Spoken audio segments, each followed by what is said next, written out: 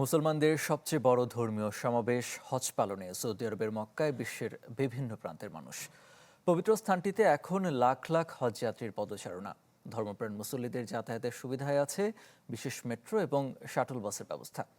আধুনিক প্রযুক্তির এসব পরিবহন চালু থাকায় কম সময়ে গন্তব্যে পৌঁছতে পারছেন হজযাত্রীরা। পাশাপাশি কিছুটা স্বস্তিতে পালন করতে পারছেন হজের আচার অনুষ্ঠান।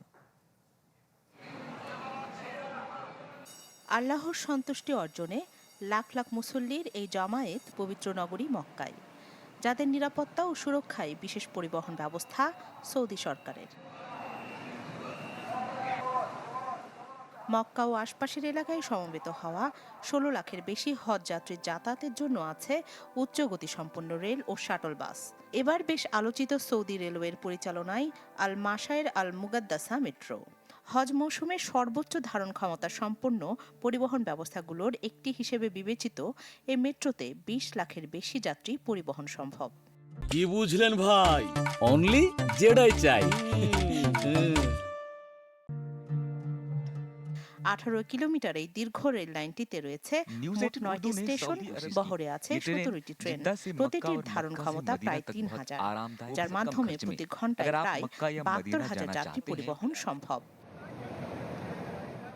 সম্পূর্ণ বিদ্যুৎ চালিত মেট্রোটি মিনা, মুজদালিফা ও আরাফার ময়দানকে সংযুক্ত করেছে, ফলে কমেছে বাসের উপর যাত্রীর চাপ। ২০১০ সালে চালু হওয়া এই মেট্রো প্রতি ঘন্টায় সর্বোচ্চ ৮০ কিলোমিটার বেগে চলতে পারে এবং আরাফা থেকে মিনা যেতে সময় লাগে মাত্র ২০ মিনিট। এছাড়া মদিনা বাস প্রকল্পের আওতায় চলছে বিশেষ শাটল বাস।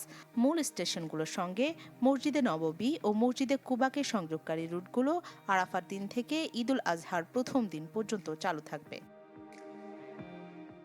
এদিকে প্রচণ্ড গরমের মধ্যে হজকে কেন্দ্র করে পরিবহন, নিরাপত্তা ও জনসমাগম ব্যবস্থাপনার উপর জোর দিচ্ছে সৌদি আরব। মক্কায় মোতায়েন আছে অতিরিক্ত নিরাপত্তা বাহিনী, চেকপয়েন্ট এবং আকাশ প্রতিরক্ষা ব্যবস্থা। রাখি জেসমিন, চ্যানেল 24।